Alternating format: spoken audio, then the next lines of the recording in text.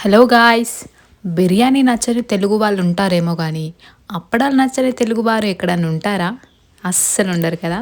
ఎందుకంటే దాని టేస్ట్ ఏంటో కానీ అందరినీ అలా అట్రాక్ట్ చేసేస్తుందనమాట. మనం ఏమన్నా పెళ్ళిళ్ళకి వెళ్ళినా లేదంటే ఎక్కడైనా ఫంక్షన్స్కి వెళ్ళినా కానీ అప్పడం తినకుండా మాత్రం అస్సలు కంప్లీట్ అవ్వదు కదా. సో ఈరోజు అయితే ఇక్కడ చూసారా చిన్న చిన్న పాపడాలు అనమాట. ఇవి నేను డీమార్ట్కి వెళ్ళినప్పుడు నాకైతే కనిపించాయి అక్కడ. సో ట్రై చేద్దాము ఎలా ఉంటుందో టేస్ట్ అది ఇది అని చెప్పి తీసుకొచ్చాను. నార్మల్ పాపడాలైనాను ఇవి కూడా అలానే, కాకపోతే కొంచెం సైజ్ చిన్నగా వస్తుందన్నమాట. అండ్ ఇక్కడైతే మధ్యాహ్నం లంచ్లోకి అమ్మమ్మ వచ్చేసి రసం చేసింది, టమాటా రసం.